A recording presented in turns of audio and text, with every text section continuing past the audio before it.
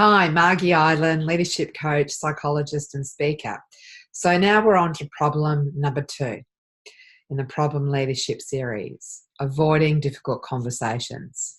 Now, I don't know about you, but I do not like giving people negative feedback, bad news, all that sort of stuff. You know, there's lots of other things I probably, if I thought about it, I don't like going into where I know it's going to be difficult. What I also know, though, is if you keep putting it off, if you don't face it, often it can make the problem worse. But it's a really normal human thing. It's called a difficult conversation because it's difficult.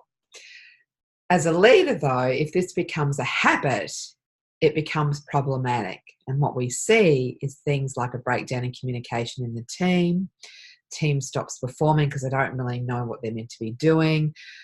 Good performers suddenly start not performing at all. We see gossip, absenteeism, and good people leaving. So we want to stop that. The thing is, though, there's a reason why we do it.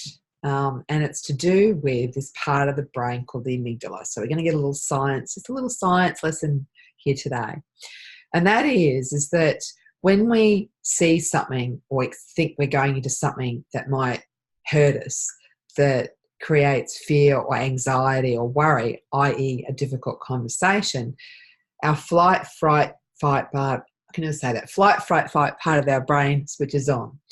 And it takes us back to thousands and thousands of years ago in cave person days where we were scared we're going to be eaten by a lion. But in 2018, it's not a lion, but our brain thinks it is. So that's kind of your get out of jail free card. We're all the same in that regard. The thing is, though, is that when that turns on, it stops us from accessing this part of the brain.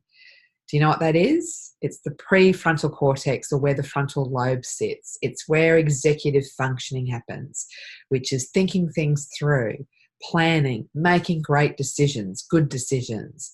Empathy sits here too. And so when this is on, this has gone to lunch. So you know that saying, I couldn't think straight? That's exactly what's going on.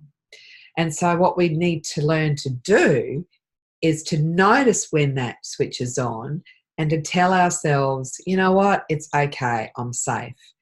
I'm not about to be eaten by a lion. I've just got to have a difficult conversation with someone, and go and do it anyway. And what we know is the more we practice this, the more awareness we create to this and turn this back on, is it becomes more automatic. In the beginning, granted, it's a bit harder to do. And so what I'm saying to you is that you need yourself or your leaders to actually get into those difficult conversations sooner. And the sooner they do it, the actually easier it will become for them. I know, kind of doesn't make sense, but it does. Give it a go. So this week or today, there's a difficult conversation that you've been putting off. Go and do it anyway. I'll see you soon.